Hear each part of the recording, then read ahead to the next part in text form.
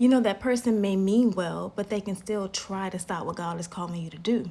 So let's look at this in scripture. In Matthew 16:21 through 23, it says, "From that time, Jesus began to show his disciples that he must go to Jerusalem and suffer many things from the elders and chief priests and scribes, and be killed, and be raised on the third day."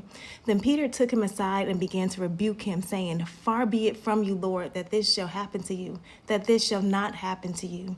But he turned and said to Peter, "Get behind me, Satan. You're an offense to me, for you are not mindful of the things of God, but the things of men." So this one has been really speaking to me, y'all, because we just came from Easter Sunday. You know, they always preach about this part when they do the Easter programs. But Peter loved Jesus, and he still tried to stop what God was trying to do in his life. And that's what the Lord has been showing me, that some people will genuinely care about you, but still speak from a place that is not aligned with God.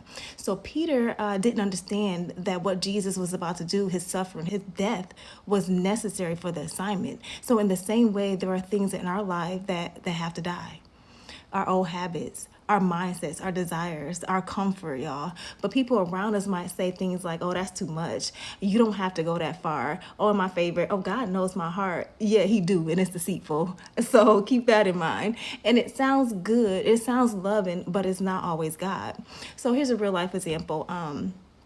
That a lot of y'all can probably relate to. So sometimes God will call you out of relationships. They can be partnerships. They can be romantic relationships, and it's so painful because you care about that person, right?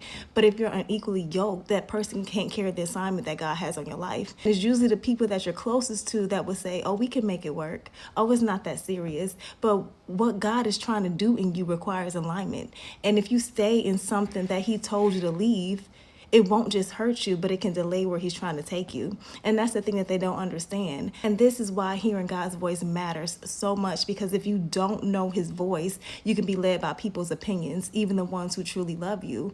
So Jesus immediately discerned that this is not the Father speaking. And he told Peter that you are not mindful of the things of God, but of the things of men. So that means Peter was speaking from human understanding, not divine direction. And when you learn God's voice, you'll recognize the difference between what feels right and what is actually from him. So I just want to keep reinforcing this, guys, that not every voice that sounds loving is aligned with God. Learn his voice so you don't mistake people's opinion for his direction.